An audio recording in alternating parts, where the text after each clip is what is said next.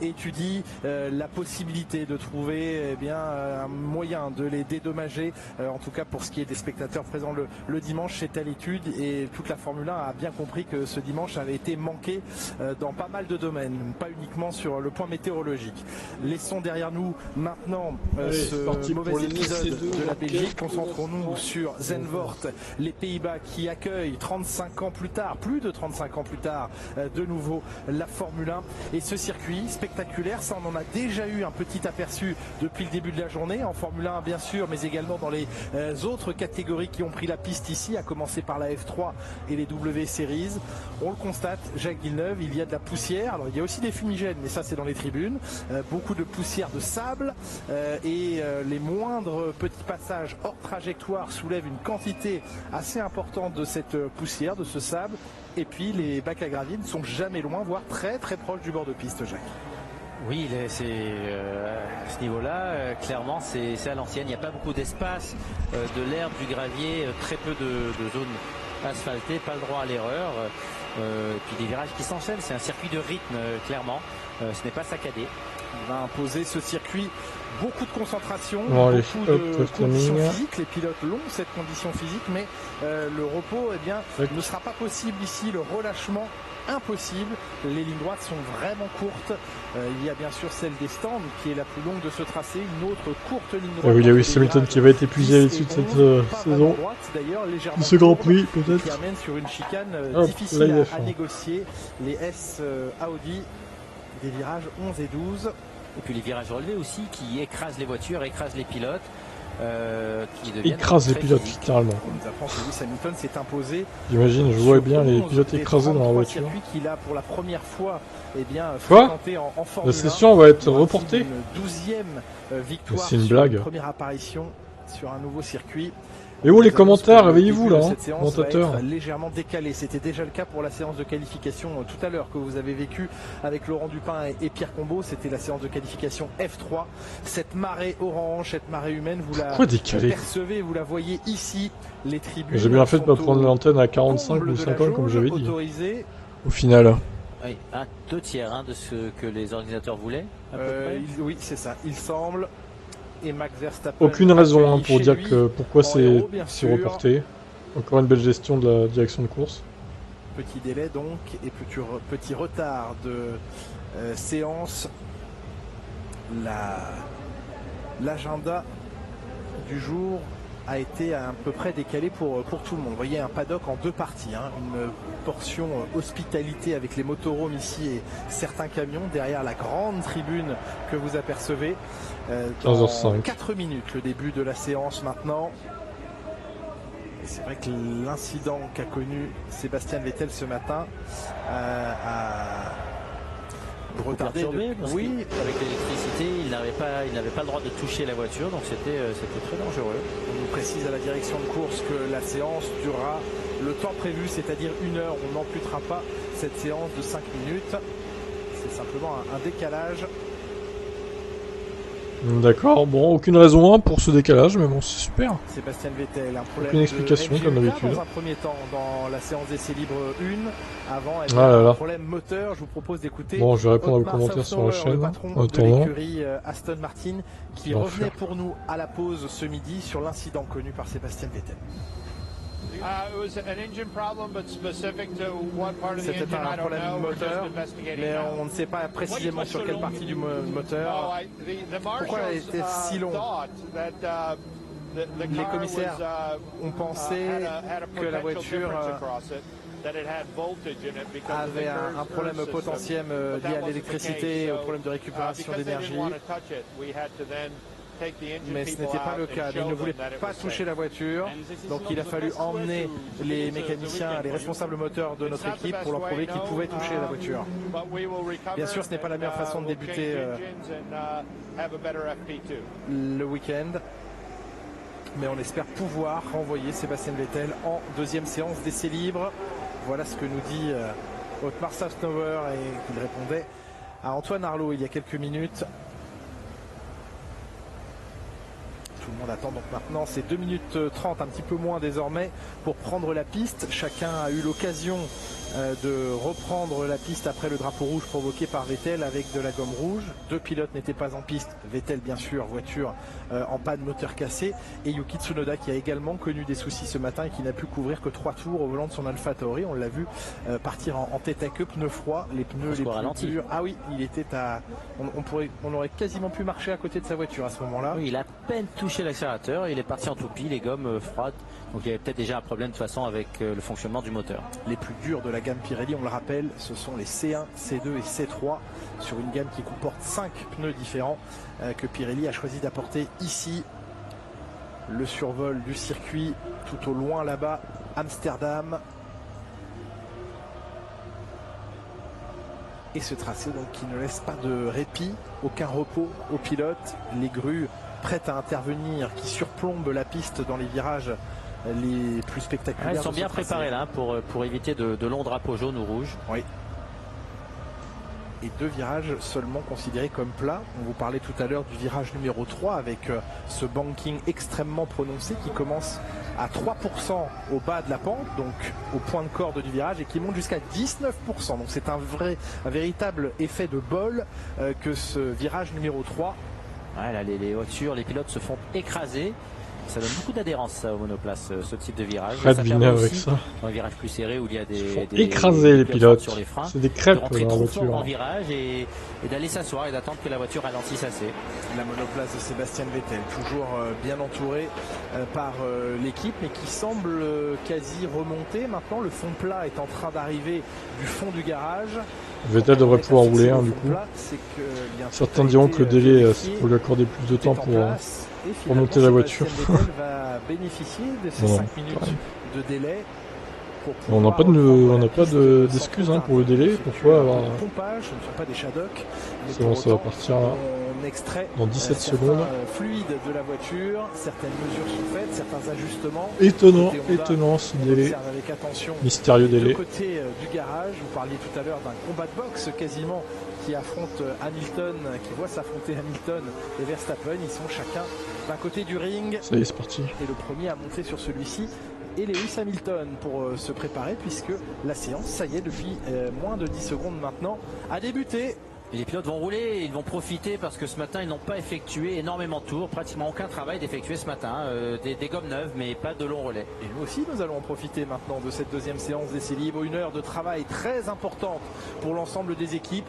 Les pilotes doivent continuer de se familiariser avec ce tracé si particulier et comprendre maintenant comment faire fonctionner les pneumatiques. On en revient toujours à ce point précis.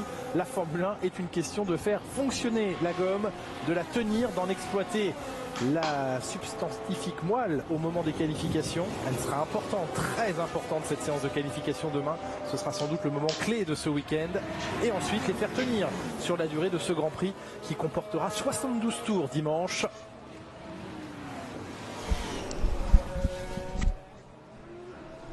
Premier en piste, Kimi Raikkonen. 5 minutes d'essai, non. On espère que cette fois tout le monde va rouler le temps qu'il faut rouler.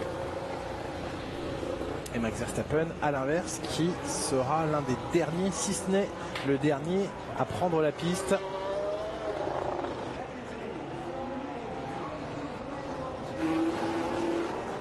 Et comme beaucoup tout à l'heure après le drapeau rouge, il a laissé de l'espace se créer pour prendre la piste loin derrière Pierre Gasly en l'occurrence.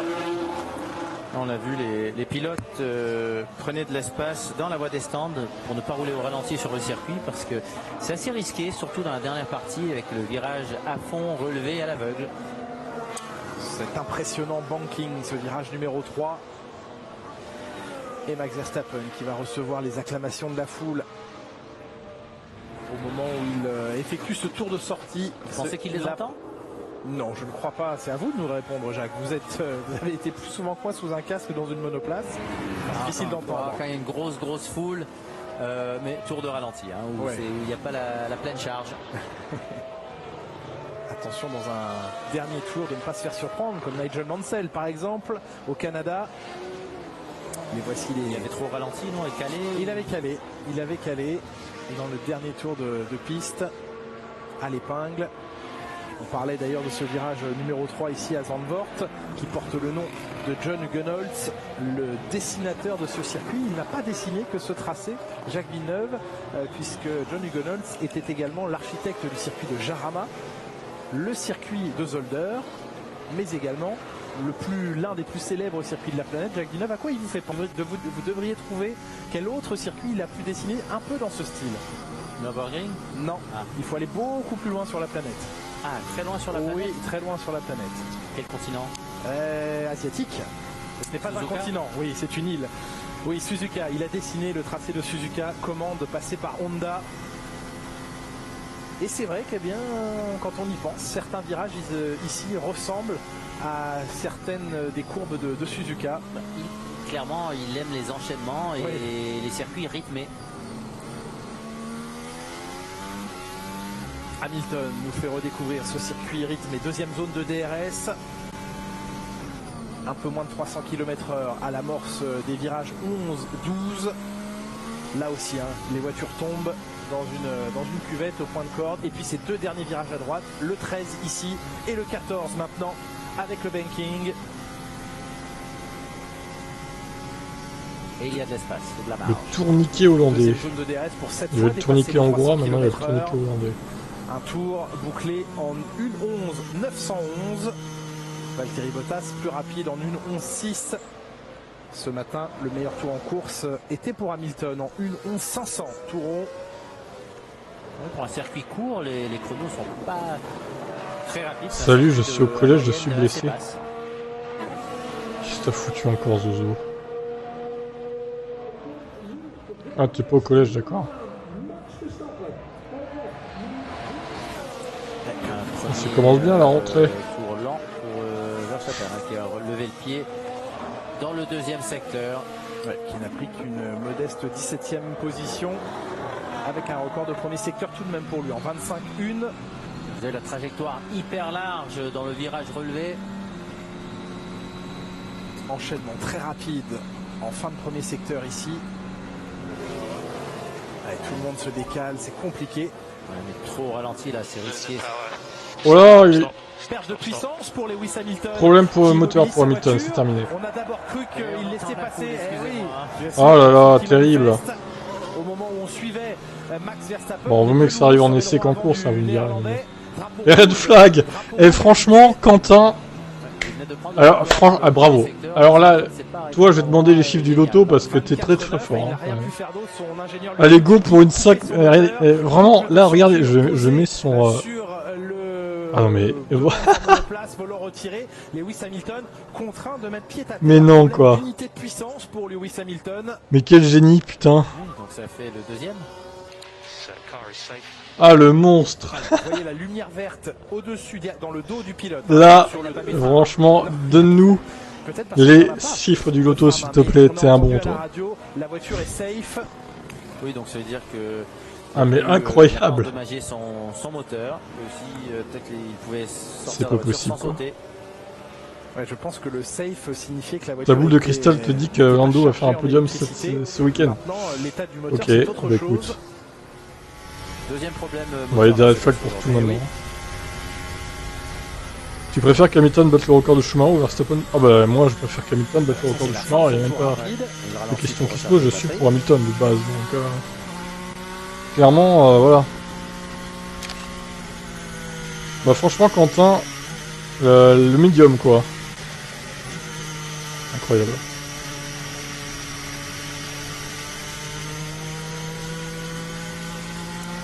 Pas de bruit anormal, on revoit la scène du tour de décélération. Ouais, il disait juste avoir perdu de la puissance. Ouais, Lewis Hamilton qui a aidé les commissaires à amener sa voiture en lieu sûr. sûr. Prendre 2 petites secondes. On est sur une procédure qui oblige tous les pilotes à repasser par la voie des stands. Certains, à savoir les pilotes alpines, rentrent seulement maintenant dans la voie des stands. Fernando Alonso le dernier. Et dans quelques instants, la séance pourra reprendre. Ça va prendre moins de temps que Sébastien Vettel, mais vous l'avez souligné très justement, Jacques Villeneuve, c'est un second problème sur cette première journée à Zandvoort pour des moteurs Mercedes.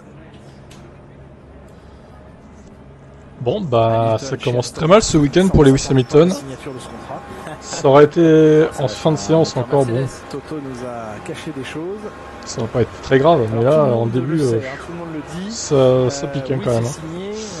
Oh là là, c'est pas bon ça. George Russell dit oui, je sais où je piloterai l'année prochaine, mais je ne peux rien dire. Bref, on se demande à pourquoi il faut tant attendre maintenant. Bon, après, il faut avouer que la voiture est dans une zone un peu dangereuse. Bottas à sa place et donc Russell, après, bon, le red flag, il va pas durer très longtemps. Ils vont la dégager assez vite, je pense. L'info, vous la connaissez, on vous l'a donné dès le Grand Prix de Hongrie. Les moteurs, on en parle, hein, Lewis Hamilton qui en Belgique a équipé... c'est pas lui qui s'en est occupé tout seul. Les anti-Hamilton se réjouissent évidemment. Du troisième moteur cette saison. Le premier. N'oubliez pas que Verstappen va se prendre une peine aussi, hein, donc criez pas victoire trop vite. Est-ce ce moteur qui est monté en ce moment même? Après là, le moteur c'était sûrement un moteur vieux qu'ils ont remis pour cette séance.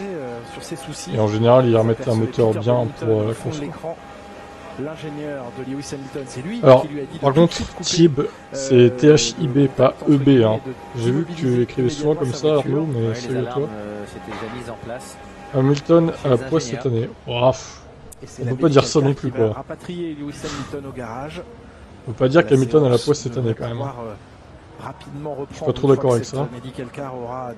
Certains te diront qu'il a même une grosse chatte, Hamilton. Et encore une fois, c'est une interruption, Jacques Villeneuve. Pourquoi il prend une pénale? Parce que, souviens-toi, Silverstone, le crash. Alors, il va pas se prendre de pénale à Zandvoort, hein. Mais soit à Monza, soit après, quoi. Verstappen. Deuxième tour. Alors, pourquoi Hamilton pas de souci, Arnaud. Retourner à sa voiture, étonnant. Il a oublié quelque chose? Bon, après, voilà, faut attendre les nouvelles d'Hamilton, j'avoue, mais... J'avoue que là, déjà qu'ils ont pas beaucoup roulé en P1, s'ils roulent pas du tout en P2, putain, c'est dur, là. Oui, Hamilton, ouais, très mauvais début de week-end, hein. Qu'est-ce qu'ils regardent, les commissaires, regardent la monoplace. En tout cas, il a souhaité... Eh bien oui, Hamilton a abandonné. Moteur. Quelle manipulation a-t-il effectué? Ça a failli surprendre Mick Schumacher, mais là il était en perdition au ralenti. Hamilton, est-ce qu'il avait oublié une procédure au volant ou... Problème moteur pour Lewis. On sait que les pilotes ont l'obligation de remettre leur volant en place en descendant de leur monoplace. Le moteur tournait toujours, il était au point mort, il a pu remettre sa boîte de vitesse au point mort. Là, il tient sa monoplace. Bon, après, hein, comme j'ai dit, hein, c'est peut-être un vieux moteur qu'ils ont mis, il aura peut-être pas de pénalité au final. J'espère du moins. La voiture de Jules Bianchi donc, qui avait traversé la piste. À suivre.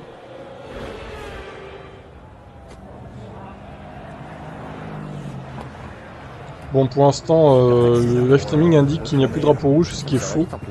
Tout comme la réalisation qui indique qu'il n'y a plus de drapeau rouge sur le stream, enfin dans la diffusion télé, ce qui est faux aussi. Ce qui est une Aston Martin DBX en piste, donc bon, c'est pas non plus une F1 quoi. Donc le drapeau rouge est toujours là. Ça aurait pu arriver en qualif, c'est nul. Bah non, justement, on va éviter. Gomme jaune pour entamer cette séance, hormis le mieux que ça arrive. À toi, évidemment, tu te serais réjoui hein, qu'Hamilton abandonne en course en qualif, vu que tu es anti-Hamilton, Zozo. Mais bon, moi je pourrais dire pareil pour Verstappen, du coup. Bon, faut pas souhaiter du malheur de l'adversaire non plus. Directement entamer un travail plus long. Ils doivent effectuer leur travail de relais. Est-ce qu'il y a déjà des pénalités? Non, il n'y a pas de pénalité prévue ce week-end. Faut-il encore qu'il n'y ait pas d'autres? Contrairement au week-end dernier, qui au final ne servait à rien, les pénalités. Enfin, si d'un côté ça a privé Bottas de points, et Stroll aussi peut-être. Mais bon. Il est applaudi, Lewis Hamilton. Ouais, il vaut mieux que ça arrive maintenant. C'est sûr que du point de vue des anti-Hamilton, il valait mieux que ça arrive en qualif ou en course. C'est un château Hamilton, allez, ça y est. Allez, clashez Zozo là. Il arrête pas de vous provoquer là. C'est un château Hamilton. Merci pour ces arguments toujours très pertinents. C'est maintenant son coéquipier l'an prochain sera George Russell. On n'est pas très content. Non. Il pensait être capable d'influencer l'écurie et ça n'aura pas fonctionné. Mais la décision ne vient pas que de Toto Wolff. Il y a d'autres dirigeants. les Happy Few très intéressés. C'est quoi ce bordel devant là? Et dans 30 secondes... T'étais pas connecté la semaine dernière, bah Arnaud t'as rien loupé, hein. Je sais pas si t'as suivi le fiasco de Spa, mais t'as bien fait de pas regarder, j'ai envie de te dire. Parce qu'il y avait rien à voir, tout simplement. Il y avait juste rien à voir, en fait. Littéralement. Ah bah, avec le chat. On discutait avec le chat, hein. De toute façon ils étaient plus de 100, donc ça allait. Puis il y avait les commentateurs, au pire je regardais comme eux, quoi. Donc, ils écoutaient, moi je regardais, donc on pouvait réagir tous ensemble. Donc ça a été pour meubler, mais bon, c'est vrai que c'était très chiant. Ça c'est l'électrique, pour être tranquille. Trop chiant même. Aussi l'endroit où est Lewis Hamilton. Regardez bien le camion. Tout en haut là, ici, au corner, ça c'est la chambre de Lewis Hamilton. Ok, à cet endroit-là. Maintenant venez avec moi, je vais vous montrer ce qu'il voit directement. Bonjour Lewis, ça va? Et on va passer là-haut. Alors ça tombe bien parce qu'ils ont mis des petites rubalises, mais il faut que je vous montre quand même son endroit. Regardez. Voilà ce qu'il va voir pendant toute la séance. Il va avoir accès directement. Regardez, sa chambre elle est là-haut. C'est la petite fenêtre. Et ici on est directement dans le virage numéro 3. Il va pouvoir étudier toutes les trajectoires des pilotes. Et sachez qu'il y a un pilote ici qui fait vraiment les choses différemment. C'est Max Verstappen. Max Verstappen, il fait tout sur l'extérieur, tandis que tous les autres pilotes coupent à la corde. Ah oui, là il a la vue du siècle. Merci Franck Montagny de nous proposer ce point de vue sur le circuit. Bon, je pense qu'il aurait préféré avoir un point de vue embarqué dans sa monoplace Hamilton, mais à défaut, il va pouvoir surplomber et étudier un peu les trajectoires des autres pilotes. On veut regarder ce qui se passe, comment ça réagit lorsque les pilotes changent. Et la bonne nouvelle pour Vettel, il y a eu le délai de début de séance de 5 minutes, plus le drapeau rouge. Ça a laissé le temps aux ingénieurs Aston Martin et aux mécaniciens de terminer la préparation de cette monoplace. Et finalement, il ne perd qu'un quart d'heure, Sébastien Vettel. C'est pas trop mal payé. Non, ça va, il n'aura pas trop perdu. Et d'autant sur que, la journée. Ayant provoqué le drapeau rouge, ça n'a pas dû être simple. Ouais, c'était frustrant de pas voir les. De pas voir du coup le. Non, les autres n'ont eu que 5 minutes pour rouler, donc les voitures roulaient là, à Spa. Et là, tout à l'heure, maintenant, Silverstone, il a de la chatte, il aurait dû aller dans le mur. Putain, mais t'oublies des mots, Zozo, c'est infernal à lire. Hein. Concentre-toi avant de voir les messages, c'est très chiant. Capable de sortir avec plus d'élan puisqu'il ressort du haut du virage. Alors il y en a qui disent qu'il a pas de chance, d'autres qui a de la chance. Il faudrait peut-être un juste milieu les gars quand même. Et pourtant il y a de nombreuses balayeuses qui passent le soir et qui nettoient la piste. Ah, Silverstone à Alonso, c'était en Hongrie. Continue de se nettoyer. Allez, la séance a repris, juste avant qu'on soit pleinement plongé dans le travail des longs relais notamment. Franck Montagny, on vous retrouve une nouvelle fois côté paddock. Vous êtes cette fois en compagnie de Mario Isola, le patron de la compétition. Après, Lionel, je suis pas trop d'accord. Tu peux pas dire que Hamilton manque de réussite et de chance cette année quand même. On peut pas dire ça non plus. Ça serait un peu provoquer les anti-Hamilton de dire ça. Ce serait pas exact non plus quoi. On peut pas dire qu'il manque de réussite quand même. Ou c'est différent.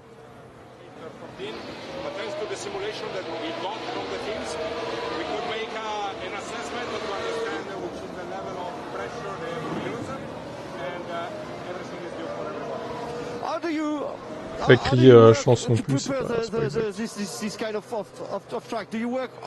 Il y a un juste milieu entre les deux, on va dire. Comment préparez-vous ce genre d'événement? Ah non, ça suffit toi tes prédictions. Hein. Tu vois dans le futur, c'est ça hein. Des simulations. Le seul problème c'est quand on a une nouvelle piste, il faut envoyer des ingénieurs pour mesurer. Le mec c'est un envoyé du futur en fait. Alors dis-nous tout, qui sera président en 2022 du coup? C'est pour ça que nous avons choisi les C1, C2, C3. On sait que c'est un choix conservateur, mais je pense qu'il y aura plus de travail sur le médium et le tendre dans le week-end. Oui, on a décidé de ne pas utiliser le DRS dans le dernier virage. Je ne sais pas, il faudrait voir ce que ça donne, mais je ne sais pas quel serait le résultat. Oui, c'est vrai. Merci Franck d'avoir reçu à votre micro Mario Isola. Lando président. Un temps que dans ce virage, dans cette courbe, le DRS puisse rester activé. trop juste selon vous, Jacques?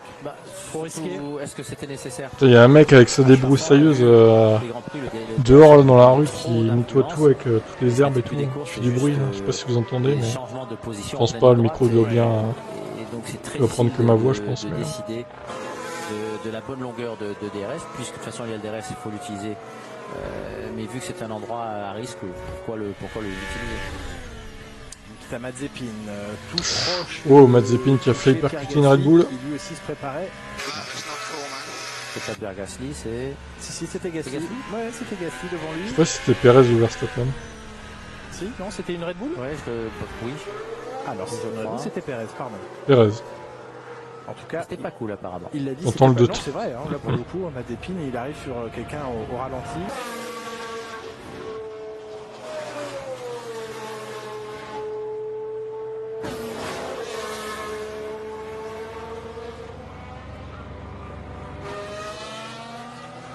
Lando Norris que l'on suit dans le deuxième secteur maintenant. 25-4 pour le Britannique dans le premier. Voiture assez réactive. Allez Bottas, tu es le seul espoir de Mercedes. Il faut que tu craches Verstappen. Qui aime les longs virages normalement. Oui. Perez s'est écarté. Déjà c'est pas la débroussailleuse, c'est le moteur d'Hamilton. Oh là là là. Dans ce deuxième secteur. Oui. Suivant. La prise de trajectoire. Oui, moteur d'Hamilton. Hein, tout au long du dernier virage, il y a vraiment en sortie que les monoplaces laissent monter. Les pertes de la vitesse. Donc, par contre, s'il se prend une pénalité à ce Grand Prix là, Hamilton, ça va faire mal. Hein. Ça va être dur. Pour dépasser et tout. Compliqué ce circuit. Hein. C'est pas le meilleur endroit pour se prendre une pénale. Hein. Du Mexicain. La concentration d'Andrea Stella, de patron de McLaren. Pour l'écran, qui aime ce circuit, qui connaît bien de la formule de l'époque de sa. C'est quand même dommage que la course à Spa ait pas eu lieu. Ça nous a privé d'un duel entre Verstappen et Hamilton. C'est frustrant quand même. Hein. En plus, Verstappen marque plus de points juste parce qu'il a eu la pole, quoi. C'est vraiment pas, c'est pas juste le classement. Ça pourrait fausser le classement en fin de saison. Hein. Cette course de Spa là. Si ça se joue à 5 points entre les deux, il va y avoir quelques regrets d'un côté comme du côté de Mercedes surtout.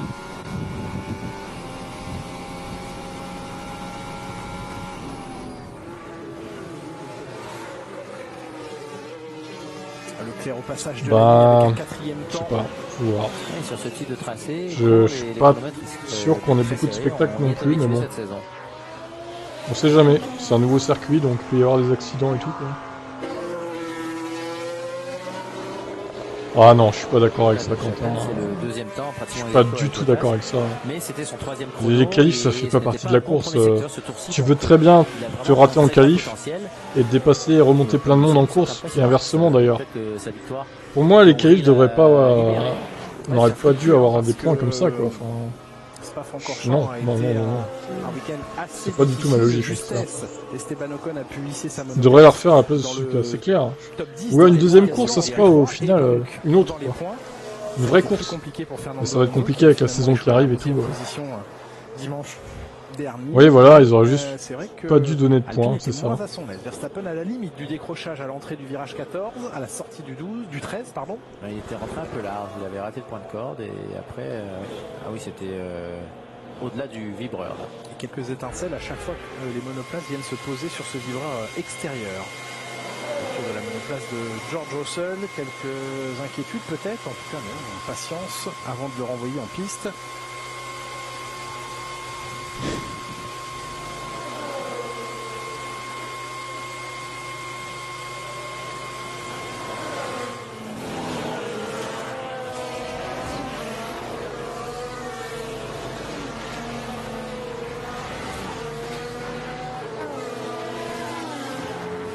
Et la gomme rouge maintenant hein, pour Valtteri Bottas, pour Esteban Ocon également en piste avec cette gomme rouge, Nicolas Latifi. Ah oui, malgré que la piste est plus rapide maintenant, elle s'est gommée. Le 11-5 d'Hamilton avait été effectué en bleu rouge ce matin en toute fin de séance.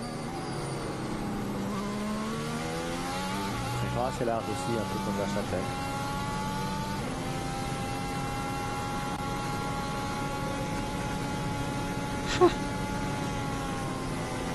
Ça rentre fort dans ce virage. Ça, ah bah c'est sûr qu'on pouvait pas prédire ce qui allait se passer à ce pas-là, clairement. Reste accéléré mais vient charger un peu la pédale de frein en même temps.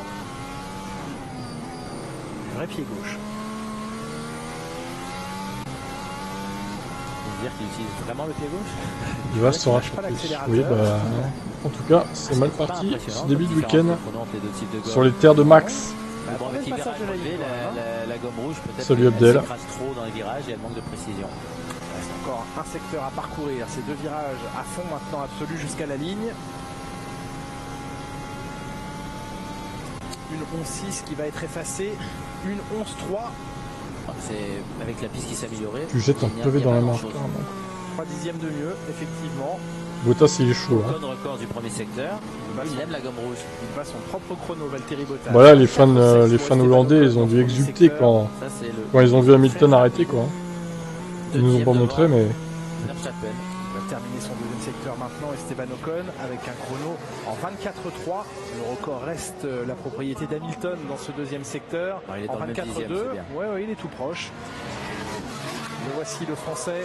Après encore une fois on attendra de voir ce qu'ils disent dans la réaction d'après essai quoi. Peut-être que le moteur en question devait être changé de base. Mais le problème c'est vraiment de louper une séance entière, c'est pénalisant pour le reste du week-end quoi. C'est un mauvais dernier. Non, le meilleur temps, pardon. Oui, le meilleur temps, voilà. 11.074. Le chrono a mis du temps à s'afficher, pardon. Verstappen ne va pas terminer la course. Ça part dans des prédictions. Hein. Mon Dieu. Chrono de la part d'Esteban Ocon. Oui, mais Hamilton 5ème, Abdel, mais Hamilton abandonne surtout. Problème moteur au bout de 5 minutes de séance. Donc là, il va plus repartir. Il pourra pas s'élancer pour d'autres tours chrono. C'est quand même dommage pour les Lewis. Ça échange entre Alpine et Mercedes. Une 11-0 pour Esteban. Alors, je croyais que c'était des mécaniciens Mercedes, mais non, c'était bien des mécaniciens Alpine. Je m'étonnais que ça discute d'une écurie à l'autre. Comme ça, alors Vettel qui est reparti du coup. Alors, Vettel, pour l'instant, il est 8ème. Allez, provoque-nous un autre drapeau rouge, Vettel. Là. Il y a quelques bosses lorsqu'il est on veut un remake de tout à l'heure. Oui, après il y a le simulateur. Bon, vraiment très très rigide. Ça va encore, ils peuvent limiter la casse, on va dire, avec le simulateur. Et joli passage en glisse. Et il pourra faire la séance numéro 3 demain, il y aura beaucoup de travail demain par contre. 8ème. En juste une heure, il va falloir rouler. Hein. C'est pas comme s'il y avait que 2 séances. C'est vrai que, heureusement, il y a demain aussi. On peut rouler. Yuki Tsunoda privé aussi de roulage. C'est sympa ces bankings en tout cas sur ce circuit là. Hein. C'est pas mal du tout. C'est 7ème temps pour l'instant. Il n'a pas pris ses marques ce matin. Ah, je suis pas fan du pilote non plus, j'avoue que Verstappen j'ai du mal. C'est vrai que l'impression même quand il y aura plus Hamilton en Formule 1, je supporterai aucunement Verstappen, hein, clairement. Alors, c'est vrai qu'il clairement pas, je supporte. Intéressante puisque les essais hivernaux s'étaient effectués là-bas, qu'il connaissait déjà ce circuit. Hakim qui paraît 10 balles que Bottas va gagner ce Grand Prix, il a la rage et le seum de Russell. Peut-être. Peut-être pour se venger, hein. Pour dire à Mercedes, bah vous fallait me garder les gars. Mais bon, il aurait dû se réveiller avant, en fait. On verra. Reste à savoir, eh bien, qui accompagnera Valtteri Bottas chez Alfa Romeo. Très probablement Alexander Albon. Et donc qui chez Williams? Albon le retour en Formule 1, ça aussi quand même, quelle histoire. Aux côtés de Nicolas Latifi. Ça sera incroyable. Oui, pilote Mercedes de Vries. Mercedes et Red Bull qui tentent chacun de placer leur pilote. On attend l'officialisation de tout cela désormais.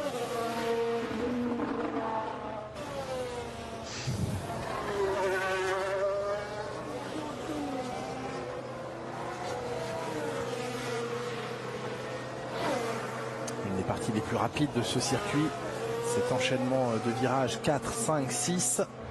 Le 7 très rapide ici. Bottas il reste chez Alfa Romeo effectivement. La nouvelle partie du circuit qui débute. Selon les rumeurs. Ça continue tout droit, il y avait encore 3 ou 4 virages, des enchaînements rapides avant d'arriver sur la ligne de départ. Ça en faisait un circuit ultra rapide, Jacques Villeneuve. Oui, à part les 3 premiers virages, le reste n'était que des enfilades rapides. Fin du deuxième secteur pour Gasly qui concède déjà quasiment une demi-seconde à Esteban Ocon. Mais qui est en amélioration sur ses propres chronos.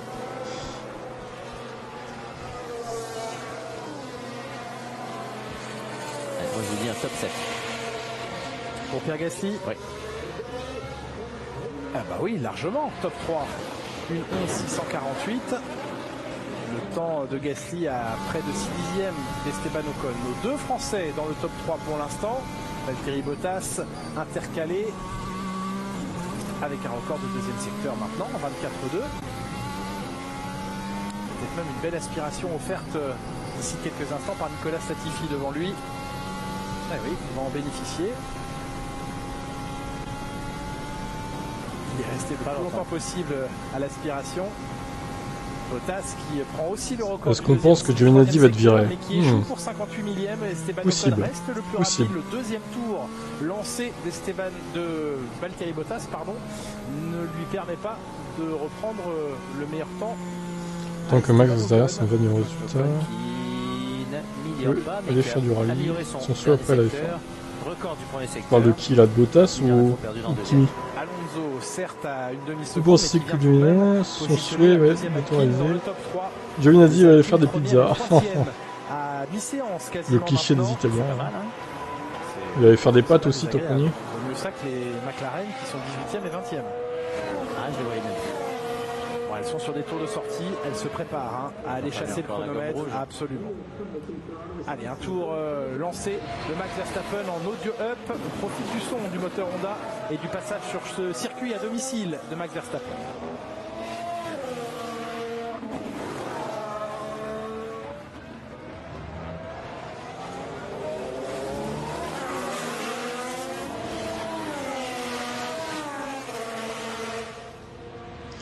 Pour l'instant, les Alpines sont pas mal, ouais. C'est vrai.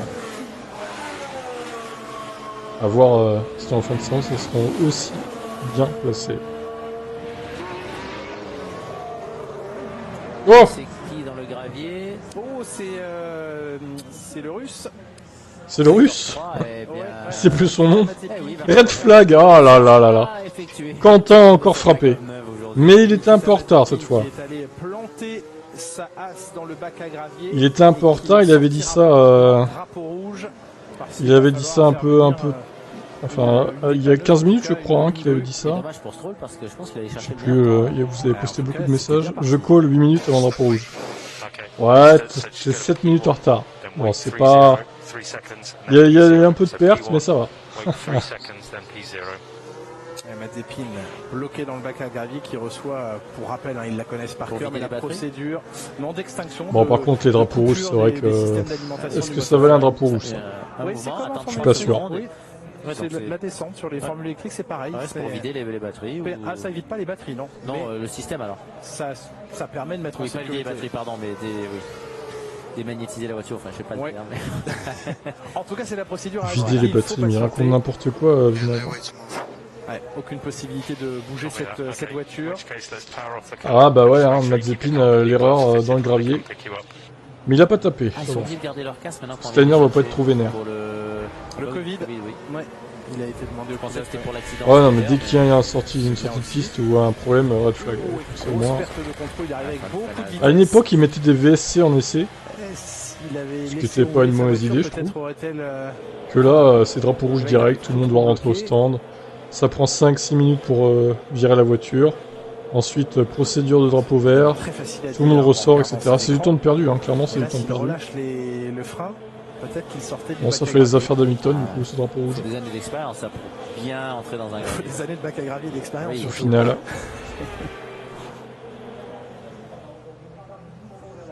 Parce que le problème de ces drapeaux rouges, c'est que ça casse les longs relais, en fait.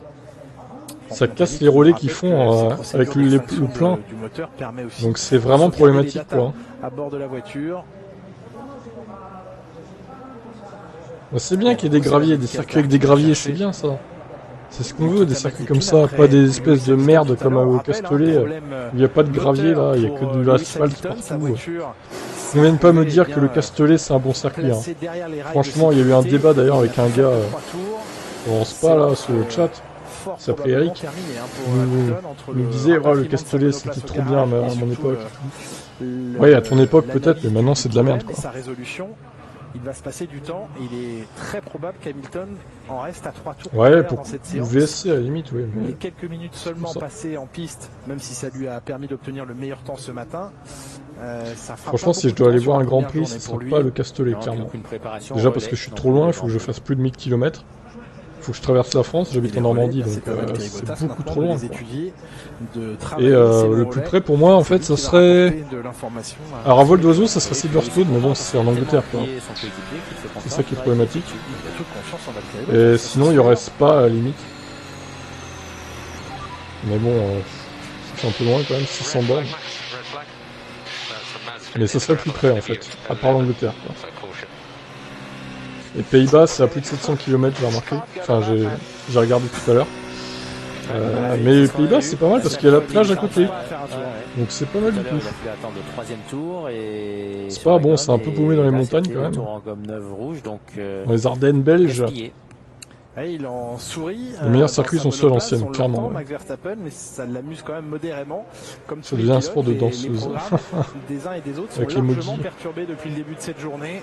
On est donc de nouveau sous régime de drapeau rouge. Dans quelques instants, la monoplace il fait froid à Stadia. sera évacuée. À Zandvoort ou à Spa? À Spa, ouais, il fait pas si froid que ça, je crois. La FIA. Ah, après, c'est pas la Réunion, hein, c'est sûr. Hein. Cette séance d'ici quelques instants. Profitons-en. Là, il fait bon à Zandvoort 3, il fait combien là? Ouais, il fait 20, ça va, il fait 20 degrés. C'est acceptable. À chaque fois qu'une écurie de pointe, évidemment, introduit un nouveau moteur, eh bien, il y a suspicion d'amélioration des performances. En tout cas, c'est ce que certains pensent. Spa-Francorchamps, il fait 22 degrés. Il fait même meilleur à Spa, dis donc. Après, la mer est plus proche à Zandvoort, c'est rafraîchi l'air, je pense. Dégoûté Toto Wolff qui nous donne son point de vue justement sur la situation des moteurs. C'est plus dans les terres déjà. Parce qu'on a toujours la philosophie que l'on a, qu'on ne met pas un pas, un faux pas. Il y a trop de risques pour nous et si ça les distrait un peu, c'est bien. Ça fait partie du jeu, de la bagarre? Toujours, oui. Voilà, Toto Wolff qui ne tremble pas, qui ne craint pas les réclamations puisque Red Bull a souhaité des éclaircissements auprès de la FIA sur ce que Mercedes a introduit comme moteur. Mais ça renvoie toujours la balle, hein. Un tac une, bien sûr. Mercedes Red Bull Mercedes, et ça continue course après course. Oh le bouchon, regardez ça. Puisque Toto Wolff a donné son point de vue, je vous propose c'est l'heure de pointer dans le vortex. De Christian Horner à Toto Wolff, écoutez. On s'en repart du coup. Alors ce n'est pas simplement Red Bull qui a demandé cet éclaircissement. Il y a toujours des réclamations en F1. Ça fait partie du process. Notre partenaire moteur se pose également des questions. Mais comme ils n'ont pas la possibilité de poser réclamation, ils sont passés par nous. Ça fait partie du process. C'est un univers très compétitif. Et parfois les ingénieurs... Eh ben oui, il y a un univers de pute, hein, de langue de pute en F1, clairement. De langue de vipère. Hein. Avec les limites. Reste à savoir si on les dépasse ou non. Mettez un petit pouce bleu, hein, ceux qui sont là évidemment pour référencer le live. Ça peut être utile. Les fameuses zones grises, absolument. Et un abonnement si c'est pas fait. Allez, c'est reparti. 24 minutes encore dans cette séance.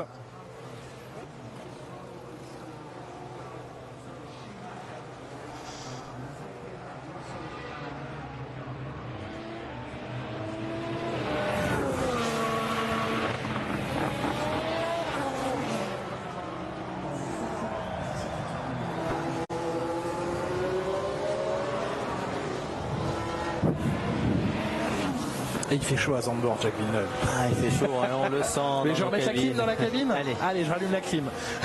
Oui, 35 degrés au sol, 21 degrés dans l'air. Ouais, il fait chaud, 21, ça va encore. Un petit peu. Mais on va ouvrir la porte de la cabine si vous voulez. Le mec il met la clim à 21 degrés, bah putain, bonjour l'écologie quoi. Surtout le public. Ils mettent la clim à 25-26, ok, bon, pourquoi pas.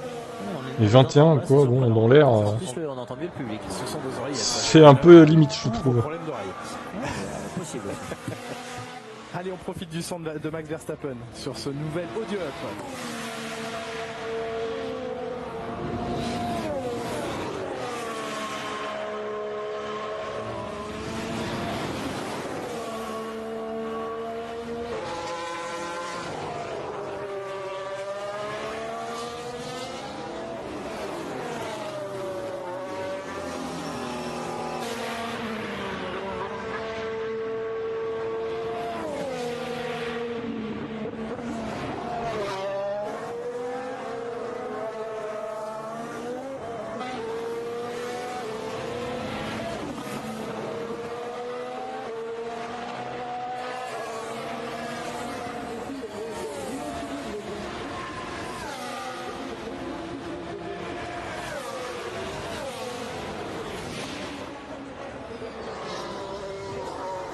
Voilà ce tour de Max Verstappen.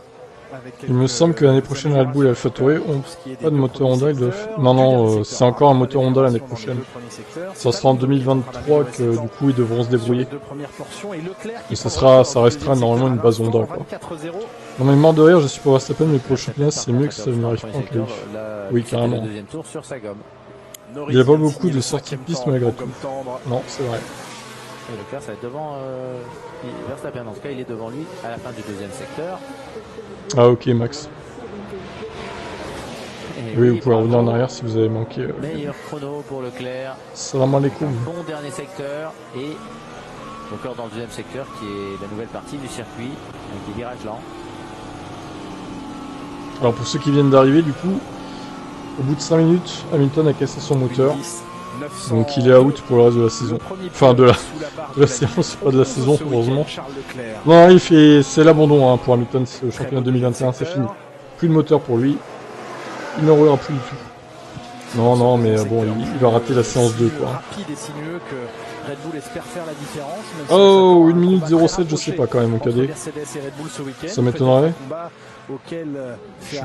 C'est un peu optimiste, je dirais. Plutôt un 0,85, un 0,9 peut-être. Mais pas 0,7. Je pense pas que ça tombera si bas quand même. Cette séance à 20 minutes du terme du chronomètre. Imagine le mec qui casse son moteur, il a plus le droit de rouler après. Mais ça se trouve, on y arrivera à ça en F1. C'est tellement absurde le règlement que un jour ils diront ça, quoi. Plus de moteur, bah c'est bon, vous êtes out pour le reste de la saison. Merci d'être venu. Allez, au revoir. Ferrari, où en est-il? Bien, pour l'instant, il clôt la marche dans cette séance. Il n'a pas passé la gomme rouge. Daniel Ricciardo. Avec pour l'instant, si, ça y est. De Ferrari en tête, incroyable. Sur sa monoplace. Peuvent-ils jouer la victoire? Un gros loupé. Ce serait bien. Parce qu'il il est même loin de Tsunoda. Ça serait marrant. Carlos Sainz sera-t-il menacé dans les années à venir chez Ferrari par l'éventuelle arrivée d'un Mick Schumacher? Là, on voit très très long terme, mais Mattia Binotto. Et pourquoi pas l'arrivée de Mick Schumacher dans quelques années chez Ferrari? Pourquoi pas? Tout est possible. Il faut qu'il performe chez As, quoi. Et peut-être 2023, l'arrivée du jeune Allemand chez Ferrari, comme en son temps, son père l'avait fait. Mais attention, parce que Sainz fait le boulot cette année, il est au niveau très bien le boulot. Donc ça ne va pas être facile pour Ferrari de se débarrasser de Sainz non plus. Et à un moment, il y aura peut-être un choix à faire entre Sainz et Leclerc. Et on le sait, la famille Sainz est très forte politiquement. Le père de Carlos Sainz, donc senior, depuis le début joue bien les cartes pour son fils, joue bien la carte politique, et en plus Sainz il a une image internationale grâce au père. Bien sûr, très bon ambassadeur que Carlos Sainz senior pour son fils. Et en direct, et donc Sainz junior aussi.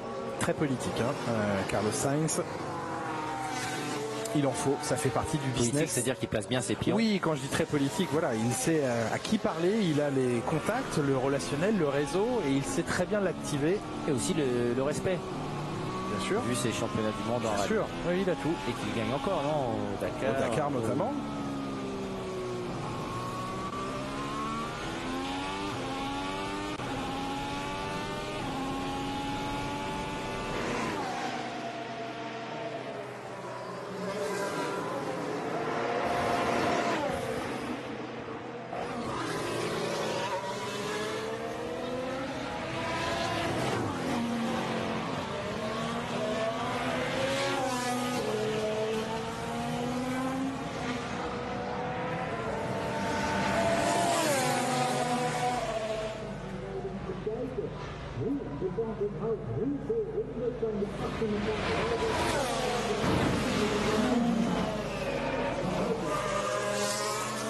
Deuxième tour sur la même gomme pour Leclerc. La gomme est quand même vraiment dure ici. Il pédalera le reste de la saison. Ricciardo 20ème, aïe aïe aïe. Pour l'instant, il est 14ème Ricciardo. J'ai entendu performer As dans la même phrase, ça va être compliqué. Ouais, c'est sûr. Pour l'instant, Verstappen 5ème. Bon, il a peut-être plus d'essence que les autres aussi, attention, ça ne veut rien dire. Perez 10ème, par contre, c'est lent. Pour l'instant de cette séance, devant Sainz et Ocon. bien noter que le temps d'Esteban Ocon, Jacques Villeneuve, alors ça va. Perez qui se prend encore 7 dixièmes pour Verstappen. Sur un circuit si court, c'est beaucoup quand même. Ouais, magnifique. C'est juste colossal. Ce chrono au millième près, c'était le chrono de la pole position réalisée ici par Nelson Piquet, la dernière pole position réalisée en 1985 par Nelson Piquet. Il s'était qualifié avec sa Brabham, c'est d'ailleurs la dernière pole position à ce jour de Brabham en Formule 1. Nelson Piquet avait signé la pole en 1:11.074 comme Esteban Ocon. Quelle était la longueur du circuit? Je crois que là j'essaye de briller et puis là vous me plantez quoi en fait. Oui. Il faisait 4 km 252. Donc il faisait 7 mètres de moins qu'aujourd'hui. Ah oui, donc c'est quasiment la même chose. C'était que des virages rapides. Ah, c'était ça quoi. Non, 85 mètres près. Oui, mais c'était pas le tracé. Donc c'était exactement. Donc il n'y avait pas de ralenti comme maintenant. C'était les gros moteurs turbo. Mais en fait, ça n'avait rien à voir. Non, exactement. Ça n'avait rien à voir. Au virage 8, ça partait, ça continuait tout droit. Oui. Ça faisait une grande boucle en fait. Oui, une grande boucle par derrière. La partie intérieure n'existait pas. Mais la longueur était quasiment pour autant identique à celle d'aujourd'hui. Tracé utilisé 6 années durant entre 1980 et 1985, 6 éditions du Grand Prix des Pays-Bas sur la version on va dire ovale quasiment de ce circuit de Zandvoort. Dernier poleman Nelson Piquet, dernier vainqueur Niki Lauda. C'est également à cette occasion que Niki Lauda avait remporté son dernier Grand Prix en Formule 1. Ça a été le circuit des dernières pour ce qui est des victoires. Dernière victoire de Niki Lauda 85, dernière victoire de René Arnoux en Formule 1 83 au volant de la Ferrari. Didier Pironi, dernière victoire en 82. On sait à quel point ce Grand Prix de Zandvoort a entraîné par la suite des choses dramatiques. Mario Andretti 78, l'année de son titre de champion du monde, dernière victoire en Formule 1 au volant de la Lotus. Et aussi des premières victoires. James Hunt, première victoire en 75 ici même. Graham Hill, là on remonte beaucoup plus loin en 62, première victoire au volant de la BRM. Wolfgang von Trips, également première victoire en 61 ici. Voilà un petit peu d'histoire de ce tracé néerlandais.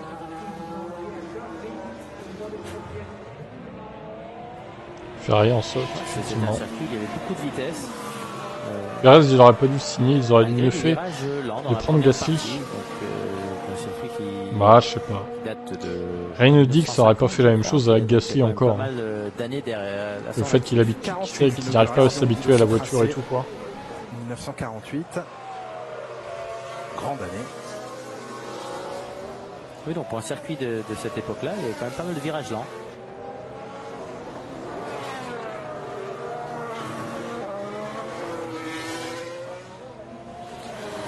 Verstappen a vraiment sa trajectoire dans le virage 3, se demander si d'autres pilotes vont copier cette trajectoire parce qu'il rentre déjà large.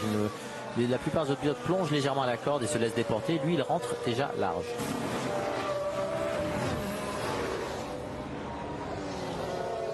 Donc si la trajectoire sèche est normalement la trajectoire pluie, quelle serait la trajectoire pluie? La trajectoire maxi pluie? Oui, puisque les pilotes évitent de rouler sur la piste, la partie gommée de la piste. Ah bah, et oui, si Vettel a posé son extincteur, incroyable. Surtout que l'extincteur c'est de la peinture, donc très glissant. Oui, Romain Grosjean nous confiait d'ailleurs que l'une des questions posées au briefing régulièrement en course, et heureusement qu'il corrige la faiblesse des qualifs, on va dire. Les circuits utilisent une peinture classique ou une peinture antidérapante, ça ne donne pas du tout le même résultat en cas de pluie. Déjà globalement on sait que les peintures ça n'aide pas à trouver de l'adhérence, mais alors on sait lorsqu'on passe sur les passages piétons, oui, parce qu'il pleut en scooter. On n'aime pas trop ça.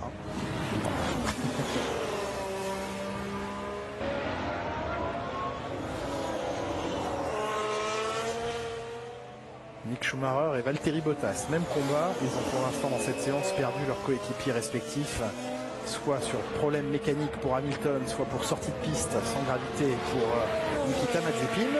Schumacher qui avait la même trajectoire que Verstappen. Peut-être s'est-il mis quelques instants dans le sillage du néerlandais pour mieux étudier les trajectoires. En tout cas, on a du mal à imaginer des pilotes bloqués dans la zone de freinage au virage 3, vu qu'ils veulent utiliser la trajectoire extérieure de toute façon. Est-ce que certains sont tentés de se jeter à la corde très tôt, Jacques? Oui, c'est là, c'est ouvert. Il y a un boulevard pour plonger. Le problème, c'est qu'après, ils vont se déporter vers le haut. Et là, ils vont se rencontrer. Oui. Et ça va pas bien se passer là. Comme on a vu dans le virage 1, Gasly sur... C'était qui doublait sur Bottas tout à l'heure, voilà. Au virage numéro 1, alors que Schumacher était justement en embuscade derrière. C'est vrai que Pierre Gasly s'est un petit peu jeté. Oui, il s'est jeté, puis après, c'est Mazepin qui a passé par la tête. Schumacher. Ah, Schumacher, oui. Vous parliez tout à l'heure de la dernière victoire de Lauda. Oui. Je pense qu'il a eu un joli combat contre Alain Prost, son coéquipier. Bien sûr, pendant Prost ce Grand était Prix. sur le podium avec lui également. Et, ouais, ils ont roulé serré. Collé serré. Oui. Niki Lauda s'était imposé devant son coéquipier chez McLaren de l'époque, Alain Prost, et Ayrton Senna était troisième ce jour-là au volant de la Lotus.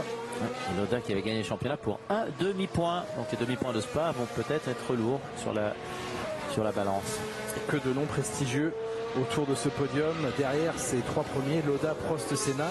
Michele Alboreto, on en parlait tout à l'heure, tragiquement disparu il y a quelques années, dont le nom est associé maintenant à la parabolique de Monza. Elio De Angelis, là aussi disparition de Elio De Angelis, il était 5e ce jour-là devant Nigel Mansell au volant de la Williams à moteur Honda, Martin Brundle, Nelson Piquet 8e, Gerhard Berger 9e, Marc Surer 10e, lui aussi devenu consultant pour la télévision. À l'époque, il y a plus de voitures qui tentaient de se... Eh oui. Il y avait qualifié. Il y a plus de Français aussi. Prost deuxième, et dans les nombreux pilotes. Leclerc peut faire un gros coup avec Lando ce week-end. Ouais, ils ont l'air en forme. Tambay, Jacques Lafitte. Et Norris est un peu tombé au classement là, mais. Piquet, je crois, qui était. C'est pas mal. Brabham,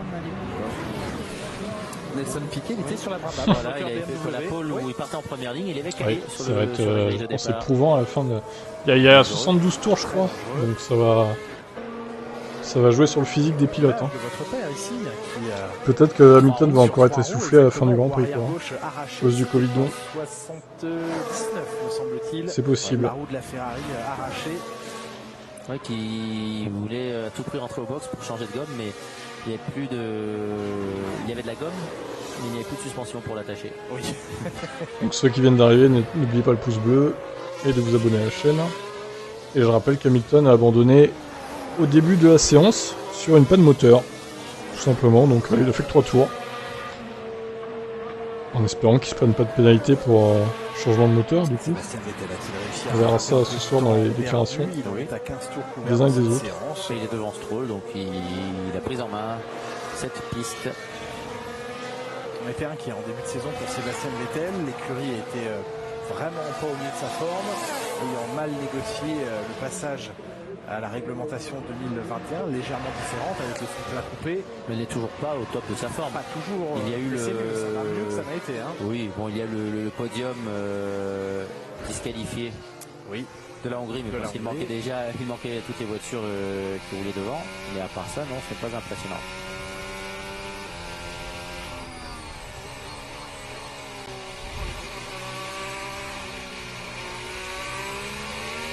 Vettel qui tente la manière forte. Passage musclé sur les vibreurs. Il n'est pas très haut, mais il bouscule un peu. Ouais, ça oui, bouge énormément sur ce au seul dernier, nul. Surprenant. Nul. Mais peut-être aussi dû au banking, les voitures roulent plus léger, plus rigide, plus sur le train avant, sur la suspension. C'est ce qu'on voit. Il est beau le deuxième de Spa. On constate à quel point les monoplaces sont ouais, mais ça pourrait, malheureusement, après, normalement, Verstappen s'en prend une aussi au bout d'un moment dans la saison, donc en général. Ça sera pas ici, c'est sûr, mais peut-être à Monza. Donc, dans les autres parties, chacun a sa pénale, du coup. Ça va perturber, ça va créer du sous-virage. On verra si ça se passe comme ça ou pas. Il aura intérêt d'être assez doux sur les changements de direction. Il passe très tôt le rapport pour éviter le patinage, Sainz. Le fameux short shift passe le rapport supérieur avant même d'avoir atteint, utiliser toute la plage du moteur pour s'assurer d'une reprise en souplesse de l'arrivée de la puissance.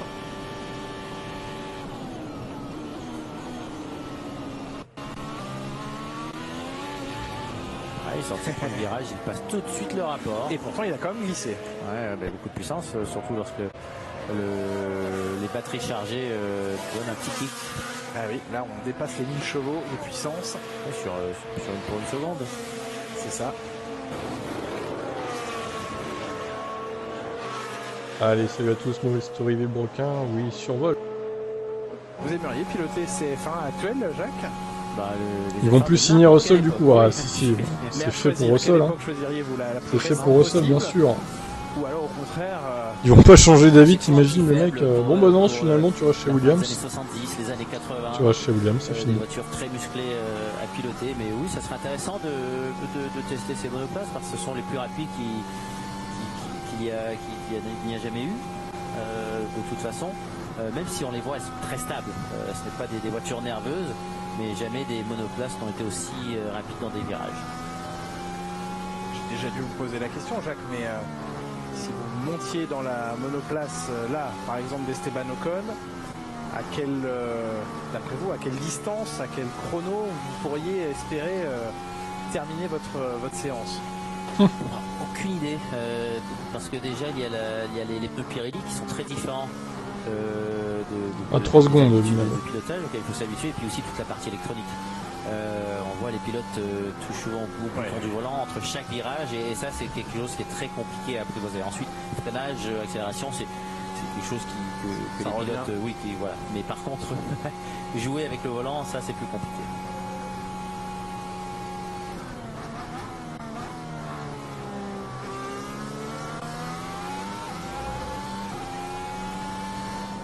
À bord de l'Alpine Esteban Ocon. Pour l'instant, Alonso est derrière Ocon. Hein, comme ce matin, une belle séance. De quoi prendre de la confiance. Ocon était 7e ce matin, juste derrière Fernando Alonso. Et pour l'instant 3e avec un très beau chrono réalisé assez tôt dans cette séance. Il est allé mordre les graviers posés sur le vibreur. 4x4, Valtteri. Petit blocage de roue. La piste est extrêmement sale à cet endroit, Jacques.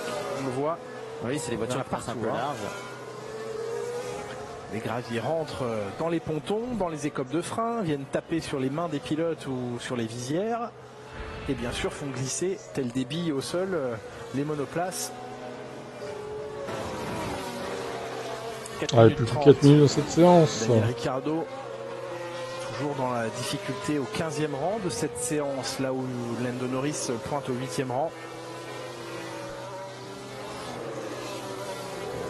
Le Périos va se faire pleurer pour son fils Yannick. Le travail des suspensions, je pense que à bord de la monoplace Russell de Daniel Ricciardo. Considéré comme étant en P2, donc il n'y aura pas trop à s'inquiéter, je pense. Yes. Mais ça ne se fera jamais, de toute façon.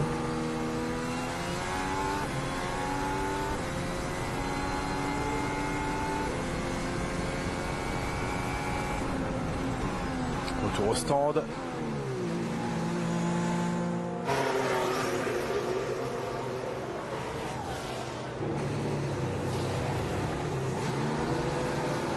Il doit attendre cette année 2022 et ce changement de réglementation avec impatience, l'Australien. Ouais, Ricciardo, ouais, c'est compliqué. Alors lui, plus que les autres, parce que s'il ne trouve pas la solution pour prendre le dessus sur cette monoplace, ce qui peut le sauver, c'est le changement de philosophie des voitures l'an prochain. Oubliez cette saison très difficile à vivre. On le sent atteint moralement. Hein. Oui, c'est lourd, il n'arrive pas à s'adapter.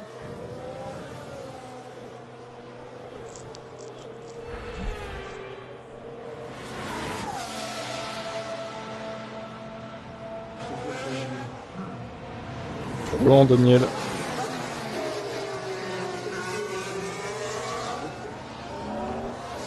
Et Perez qui, même avec 22 tours, 23 maintenant, on est toujours derrière Hamilton, quoi. C'est quand même incroyable.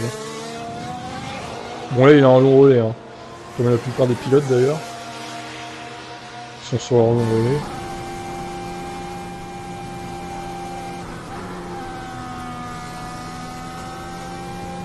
Non, il n'arrive pas, ouais.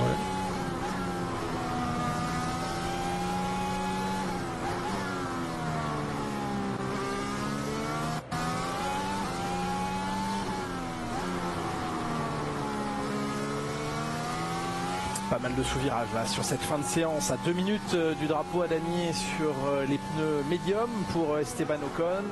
Là on est rentré dans le travail de compréhension des longs relais en sachant qu'il va falloir ici, un petit peu à l'image de Monaco et des circuits urbains, privilégier complètement la séance de qualification. La position sur la grille sera prépondérante.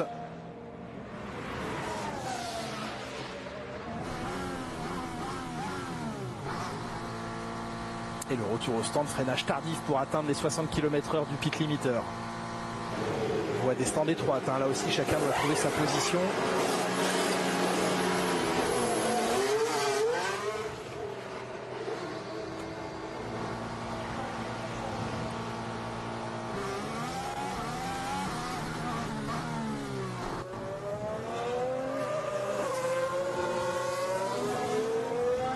Qui aurait dit que les Ferrari se seraient positionnés aussi bien. Parfaite entame de week-end pour elle et ce circuit sinueux qui pourrait leur convenir, qui leur convient en tout cas pour l'instant.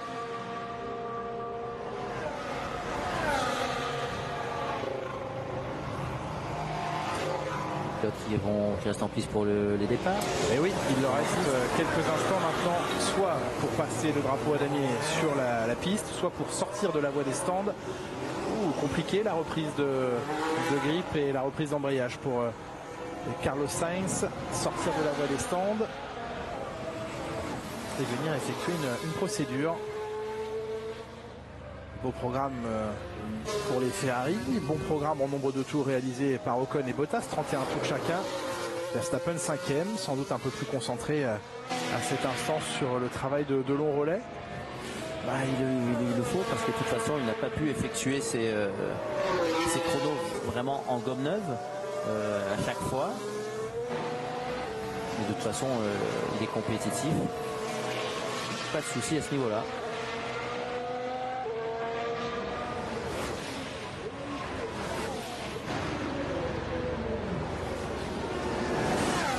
Drapeau à damier pris par Mick Schumacher en premier.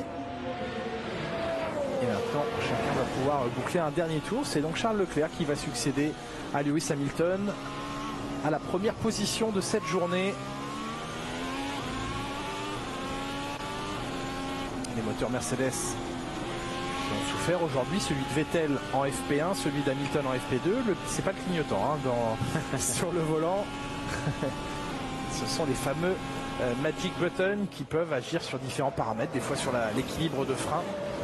Ça d'un seul coup envoie l'équilibre vers l'avant ou l'arrière, peut-être en mode chauffe de pneus comme sur un tour de préparation au départ. Est-ce que nous assisterons à un tour rapide de chauffe dimanche avant le départ peut-être?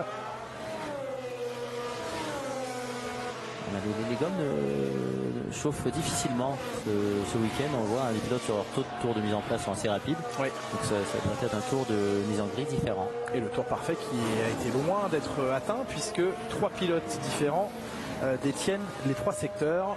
Et puis on n'a pas vu le vrai tour de Verstappen non plus ou d'Hamilton. Ça nous laisse un petit peu de suspense pour le reste du week-end, à commencer par la dernière séance d'essais libres qui se tiendra. Giovinazzi 9, Raikkonen 16e, effectivement. 5 dixièmes d'écart entre les deux quasiment. Même un peu plus que ça. Donc c'est beaucoup. Mais en même temps, Raikkonen, voilà, il est en perte de vitesse, de motivation. Donc voilà. C'est pas étonnant, on va dire. Et Lewis Hamilton, déjà changé, qui est venu suivre la fin de la séance en compagnie de Toto Wolff et qui mime avec la oui, Lewis et Toto qui regardent les voitures rouler du coup. Voilà, quelle image. C'est pour ça que les pilotes sont à l'essai, donc je sais pas si c'est une bonne chose. Bon, bah moi je vais m'arrêter là pour ce live.